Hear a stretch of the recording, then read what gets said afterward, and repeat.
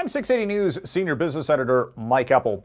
2019 was a good year for the Canadian labor market. The December data in today from StatsCan pointed to a bounce back in the final month of last year for job creation, 35,200 to the upside, and that was a reversal from the losses in the previous 2 months. For all of last year, the economy added 320,000 jobs. Second best performance since 2007. Ontario was the star performer on a provincial basis, with more than 200,000 jobs added. Still, economists are pointing to the fact that in the second half of 2019, job growth did moderate. And this is raising some concerns that that pace of expansion for the economy might be slowing coming into the new year. We'll watch all the numbers over the next several months to see if there's any indication that this will lead to any change of policy of the Bank of Canada when it comes to interest rates. Wall Street was doing what it's done on several occasions over the past year. Hit another record high for the Dow Jones Industrial Average today. In fact, a millennial milestone. North of 29,000 for the first time ever.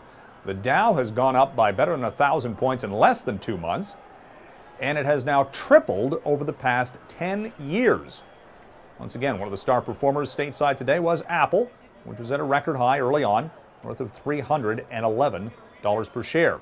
Now, today's Wall Street rally came even as the U.S. labor market was showing signs of moderation in December, with 145,000 jobs added, which was one of the weaker monthly performances of 2019. The unemployment rate there is still at a 50-year low of 3.5%. Well, more internal emails pointing to the development and battles behind the scenes on the 737 MAX jet. Of course, that plane grounded for months now, following 2 fatal crashes.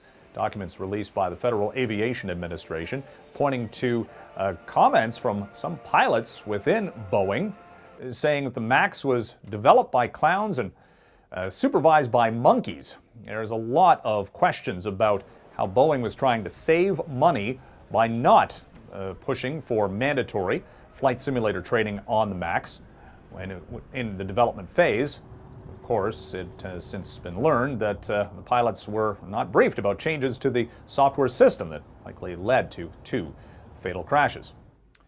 And pot stocks hitting records today for a couple of Canadian companies at least, record lows.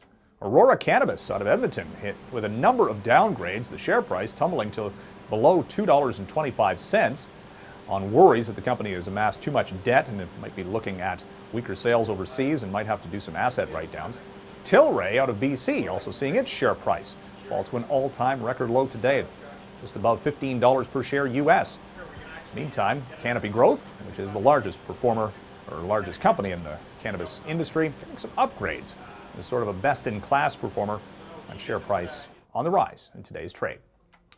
From the 680 Newsroom, I'm Mike Eppel for City News.